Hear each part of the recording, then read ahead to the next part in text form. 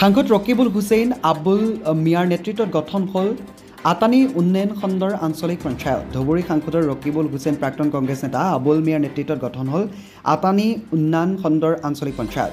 ৰাইজৰ দল কংগ্ৰেছ আৰু নিৰ্দলীয় একত্ৰিত হৈ গঠিত কৰে আঞ্চলিক পঞ্চায়তখন। আঞ্চলিক পঞ্চায়তৰ সভানেত্ৰী পদত নিৰ্বাচিত হয় আলমগঞ্জ গাঁও পঞ্চায়তৰ পৰা নিৰ্বাচিত হোৱা আঞ্চলিক পঞ্চায়তৰ সদস্যা চেলিমা বেগম।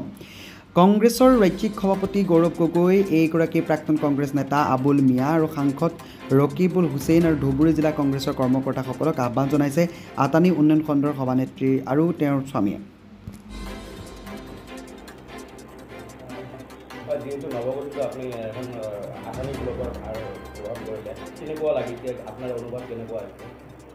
আসসালামু আলাইকুম, নমস্কাৰ।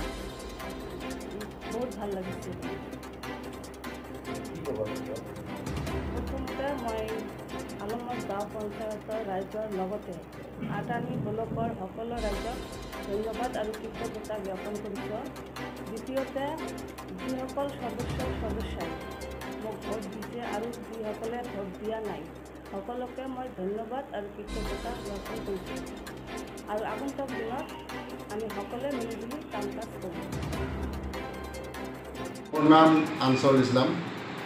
মোৰ ৱাইফ চেলিমা বেগম আমাৰ এই আটানী ব্লকৰ সভানেত্ৰী পদত নিযুক্তি হৈছে।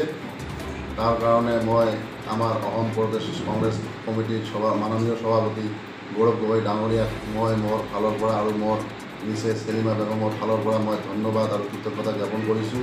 আমাৰ মাননীয় সাংসদ ৰকিবুল হুছেইন ডাঙৰীয়াকো মই ধন্যবাদ জ্ঞাপন কৰিছোঁ। আৰু লগতে আজি মোৰ এই ব্লক গঠন হোৱাত যিসকলে মোক সহায় সহযোগিতা আগবঢ়াইছে তেখেতসকলৰ নাম আজি মোক ল'ব লগা হৈছে। সেইকাৰণে তেখেতসকলে মোক বহুত সহায় সহযোগিতা কৰিছে। আজি আমাৰ ধুবুৰী জিলা কংগ্ৰেছসকলে মোক বহুত সহায় সহযোগিতা আগবঢ়াইছে।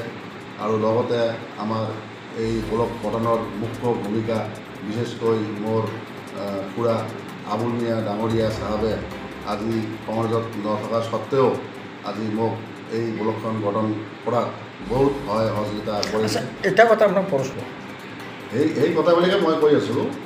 আজি আবুল মিয়া চাহাবে আমাৰ ধুবুৰী জিলাৰ প্ৰাক্তন সাধাৰণ সম্পাদক আছিল আৰু আমাৰ ABCCৰ সদস্য আছিল প্ৰাক্তন থকা। আজি কংগ্ৰেছত নথকা স্বত্তেও মোক বহুত সহায় সহযোগিতা আগবঢ়াইছে।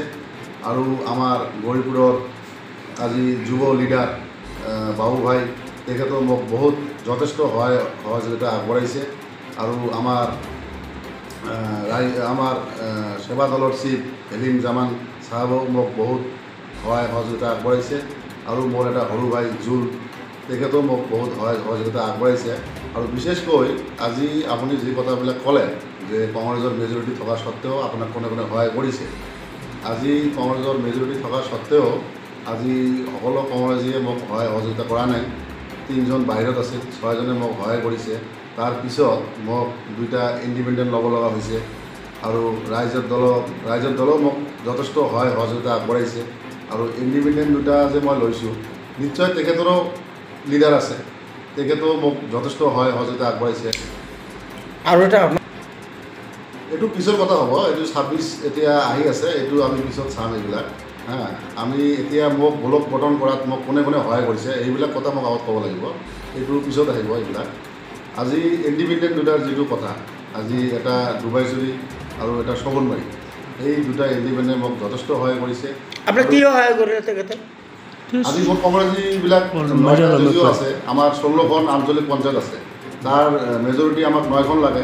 9খনেই কংগ্ৰেছত আছিল, কিন্তু তথাপিও দুখ লগা বিষয় এটা যে মোৰ প্ৰতিদ্বন্দ্বিতা কৰিলে কংগ্ৰেছৰ ব্লক প্ৰেছিডেণ্ট নিজে কেণ্ডিডেট হৈ মোক মানে বহুত কষ্ট দিলে। আৰু কিয়নো তেখেত যদিও কেণ্ডিডেট হৈছে, তেখেত কেণ্ডিডেট হোৱাটো স্বাভাৱিক কথা, কিন্তু তেখেতৰ মেজৰিটি নাছিল। লাষ্ট অব্দি তেখেত জিতিছে, ভাল কথা। যেতিয়া তাৰ মেজৰিটি নহ'ল তেতিয়া তাক চাৰেণ্ডাৰ কৰিব লাগিছিল, কিন্তু তেখেতে কৰা নাই। সেইটোৰ কাৰণে ময়ো বহুত দুখ পাইছোঁ। সেইকাৰণে মোক নিৰ্দলীয় যেতিয়া ল'ব লগা হৈছে, ৰাইজৰ দলক ল'ব লগা হৈছে। আৰু ৰাইজৰ দলে মোক যথেষ্ট সহায় সহযোগিতা আগবঢ়াইছে। মই দেখা পাইছোঁ কংগ্ৰেছৰ পৰাই জিকিছে, তেখেতটো প্ৰথমৰ পৰাই মোৰ লগত আছে। এইটোতো ক'ব নালাগে, তেখেত মোৰ লগত আছে, প্ৰথমৰ পৰাই আছে, আৰু 4জন কংগ্ৰেছী মোৰ লগত আছিল। আমি 6জন কংগ্ৰেছী একেলগে আছিলোঁ। আৰু ইণ্ডিপেণ্ডেণ্ট দুটা কথা মই সেইকাৰণে কৈ আছোঁ, আৰু ইণ্ডিপেণ্ডেণ্ট দুটা যে মই লৈছোঁ। অমৃত প্ৰবাহ অসমীয়া সাপ্তাহিক কাকতৰ ডিজিটেল সংস্কৰণ অমৃত নিউজ, সত্যৰ সন্ধানত অমৃত নিউজ।